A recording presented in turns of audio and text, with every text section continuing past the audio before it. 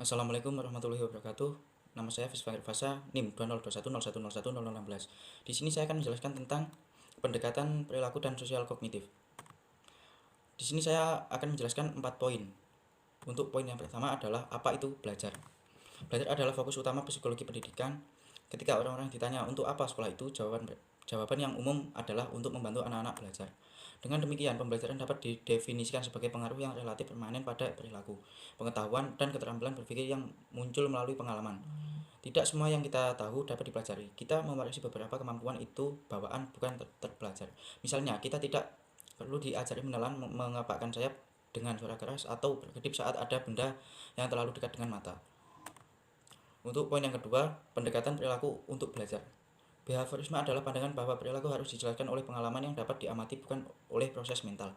Untuk behavioris, tingkah laku adalah segala sesuatu yang kita lakukan, baik verbal maupun non-verbal, yang dapat dilihat atau didengar secara langsung.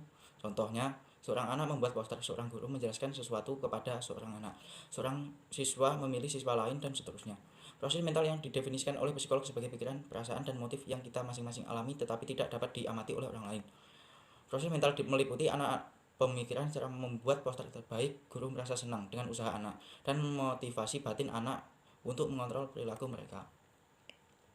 Bagi para behavioris, pikiran, perasaan, dan motivasi bukan merupakan materi pelajaran yang sesuai untuk ilmu perilaku karena mereka tidak dapat diamati secara langsung.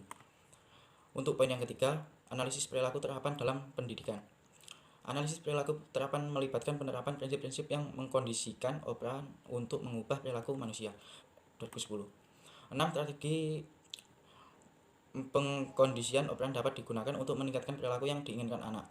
Pilih penguat yang efektif, buat penguat tergantung dan tepat waktu, pilih jadwal penguatan yang terbaik, pertimbangkan pembuatan kontrak, gunakan penguatan negatif secara efektif, dan gunakan petunjuk dan pembentukan. Menurunkan perilaku yang tidak diinginkan.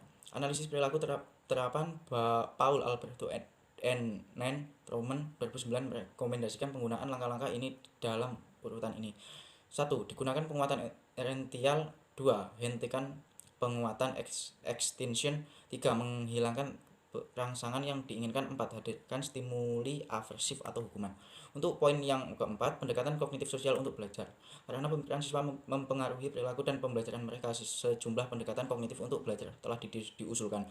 Pada bagian ini kita akan mengeksplorasi beberapa pendekatan kognitif sosial. Dimulai dengan teori kognitif sosial. Teori ini berkembang dari teori perilaku tetapi menjadi semakin kognitif.